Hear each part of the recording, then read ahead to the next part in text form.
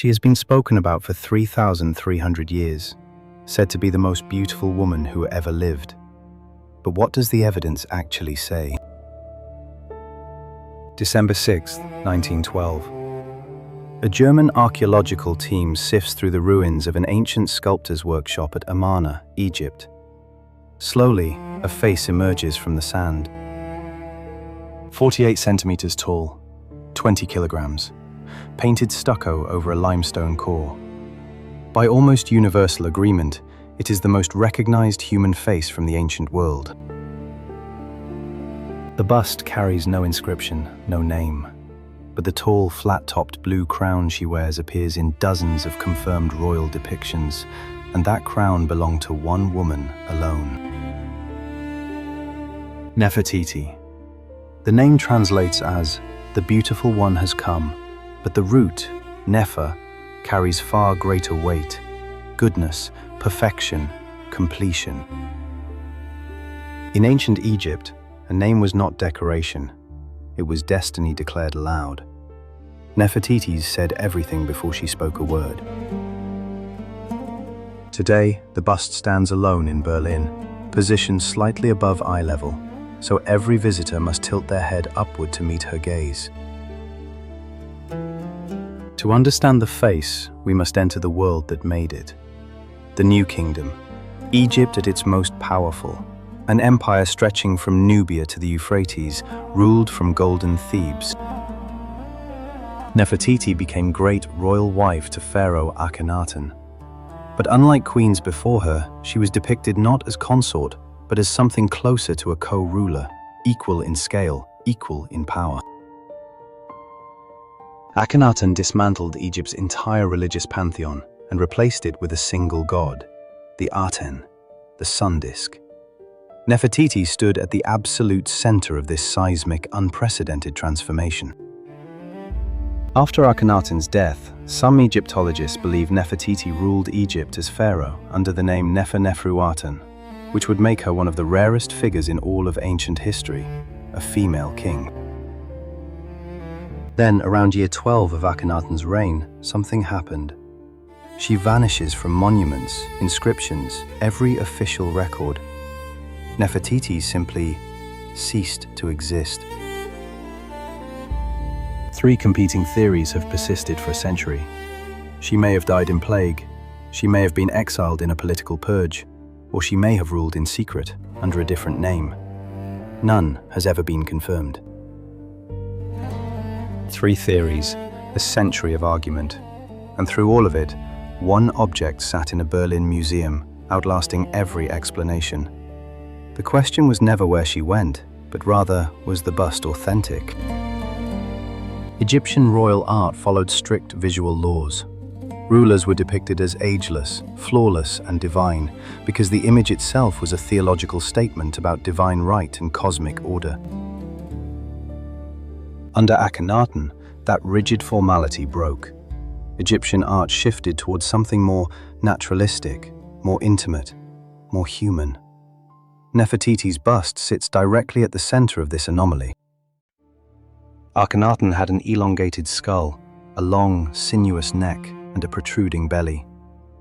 Scholars have posited he may have had Morphin's syndrome, or perhaps it was divine symbolism instead. Nefertiti's long neck, her high cheekbones, her elongated face were not accidents of beauty. They were the visual language of the Amarna style, a shared theological project. The Amarna style introduced soft lips, elongated necks, and naturalistic facial features. This means the bust was already the most lifelike royal portrait Egypt had ever produced. CT scans have revealed that the bust is not simply carved stone. Beneath layers of modeled gypsum plaster lies a limestone core.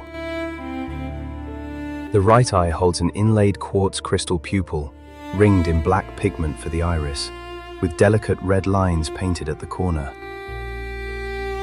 The left eye socket is bare, no inlay, no pupil, only hollow painted limestone staring outward. In over 3,000 years, no one has agreed on why it was left this way. The most conservative explanation. The The bust was a workshop model, abandoned before completion, never intended for display. Some scholars argue the missing eye was intentional, a ritual deactivation, preventing the bust's soul from entering through the eyes and posing supernatural harm to the queen it depicted. Art historian Henri Sterlin argued that no Egyptian craftsman would dare leave a queen's portrait incomplete, and that the truth might be something more nefarious. Sterlin claimed the bust was created in the early 20th century, a deliberate forgery or test piece commissioned by the excavation's director, its suspiciously pristine paint a signature of modern manufacture. The broader scientific community has examined and rejected the forgery theory. Material analysis, CT imaging, and stratigraphic context from the excavation site all point clearly and consistently to genuine antiquity. Deep in the Valley of the Kings, in a side chamber of tomb KV35, archaeologists discovered a mummy known only as the Younger Lady. In 2010, DNA analysis confirmed something extraordinary. The Younger Lady is the biological mother of Tutankhamun, placing her at the absolute center of the royal Amarna family tree. If Nefertiti was Tutankhamun's mother, a theory held by some Egyptologists, then the Younger Lady and Nefertiti could be the same person. Digital mapping of the Younger Lady's skull reveals a narrow, elongated face, high cheekbones, and a prominent jaw, features that intriguingly echo the proportions of the Berlin bust. Paleo-artist Elizabeth Daynez, who previously reconstructed the face of Tutankhamun, was commissioned to sculpt a lifelike bust of the Younger Lady. But a skull can only tell so much. Bone reveals structure, not surface. Skin tone, eye color, the texture of flesh, all require interpretation. And this is where controversy begins. Daynez gave the reconstructed face a relatively fair, warm complexion, an artistic choice, not a scientific one. And when the result aired on television in 2018, the reaction was immediate. Critics accused the project of whitewashing an African-Egyptian queen, arguing that giving Nefertiti pale skin erased and misrepresented the racial identity of ancient Egypt and its people.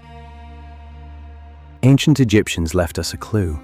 In their own art, they used warm reddish-brown pigment for men and lighter ochre for women, not as accurate portraiture, but as gender convention. And now for our reconstruction. We fed Kunya AI's most advanced neural network models, images of the bust, reliefs, every primary source we could find, and you can see what emerged next. Here we run a multispectral synthesis. The Younger Lady's skull, the Amarna relief data, and the Berlin bust are projected as layered light, forcing three conflicting histories to collide. We began with her skin, warm brown with a deep ochre amber undertone, the color of raw honey against firelight. Consistent with Amarna pigment records and the Younger Lady's mummified remains. Her hair was jet black, cropped closely to her head. Based on every depiction, next came the wig, blue-black and oiled, the color of lapis in direct light and deep water in shadow. The Younger Lady's remains, the Berlin bust, the Amarna reliefs all agree. She was slight, and her neck was long and slender, as confirmed by the mappings of the Younger Lady. Her cheekbones were high and prominent. The Younger Lady's own skull shows the same zygomatic arch. Then the jaw, narrow, tapering clean to a defined chin. The bone agrees with the stone. The eyes, deep-set, almond-shaped. The lips, full. The upper defined by a clean Cupid's bow, the lower slightly fuller. Her dress was fine white linen, pleated and so finely woven the ancient Egyptians called it woven air. The collar, faience and gold, and the wesek, broad and beaded. And the crown, lapis blue, the uraeus at its brow. Painted with the world's first synthetic pigment, each piece stating, "I am the state, and the state is divine." Every attempt to find Nefertiti's real face, in bone, pigment, or algorithm, runs into the same wall. She left no confirmed biological trace, so there's only so much we can say for sure. Whether likeness or projection, the bust preserves something undeniably real. The Egyptian ideal of what a woman at the apex of all human power was meant to look like. The bust stands in its dim Berlin room, silent. And Nefertiti herself, her real face, her real voice, her real end, remains just beyond what any lens or AI algorithm can reach. Videos like this one take a lot of research and editing, and we appreciate your support. We hope you enjoyed this one. If you did, please like, subscribe, and leave a comment for what you'd like to see next.